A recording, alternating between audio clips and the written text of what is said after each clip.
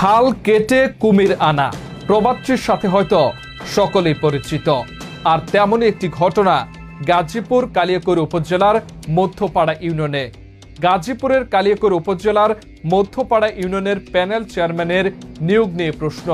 ক্ষমতার অপব্যবহার ও রাজনৈতিক দমনপীড়নের অভিযোগ এখন জনমনে তুলছে নানা প্রশ্নের ঝড়। দর্শক, অনিয়ম দুর্নীতি মুখোশ উন্মোচনের সাথে আছি আমি নাসিরউদ্দিন শিকদার।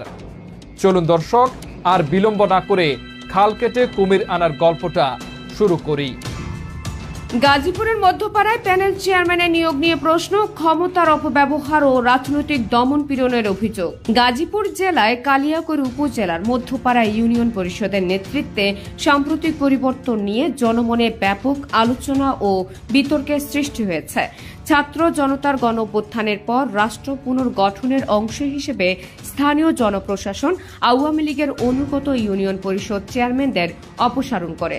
সরকারি নির্দেশনা অনুযায়ী ইউনিয়নের ভারপ্রাপ্ত চেয়ারম্যানের দায়িত্ব পান প্যানেল চেয়ারম্যান। তবে এই নিয়োগ নিয়ে জনমনে নানা প্রশ্ন উঠেছে। মধ্যপাড়া ইউনিয়নের প্যানেল চেয়ারম্যান হিসেবে দায়িত্ব পেয়েছেন আহসান আলী, যিনি ইউনিয়নের ৬ নম্বর ওয়ার্ডের মেম্বার এবং দীর্ঘদিন ধরে স্থানীয় আওয়ামী লীগের সক্রিয় সহ সভাপতি। গণঅভ্যুত্থানের পর যখন আওয়ামী লীগের নেতাদের দায়িত্ব থেকে সরিয়ে দেওয়ার উদ্যোগ নেওয়া হয়, তখন কিভাবে একজন আওয়ামী লীগ ঘনিষ্ঠ ব্যক্তি পুনরায় ক্ষমতা পেলেন তা নিয়ে স্থানীয় বাসিন্দাদের মধ্যে নানা প্রশ্ন তৈরি হয়েছে। বিশেষ করে আহসান আলীর অতীত রাজনৈতিক ভূমিকা এবং ছাত্র জনতার বিপক্ষে অবস্থানের কথা মাথায় রেখে অনেকেই বলছেন, পুরনো রাজনৈতিক সংস্কৃতি থেকে মুক্তি যে প্রতিশ্রুতি তা আসলে বাস্তবে কার্যকর হয়নি।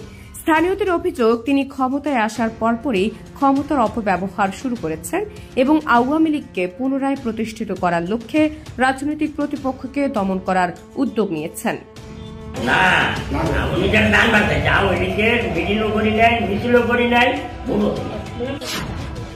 আহসান মেম্বার হলো আওয়ামী লীগের গোড়া, থুয়ে গেছে পেতাত্তা শেখ হাসিনা।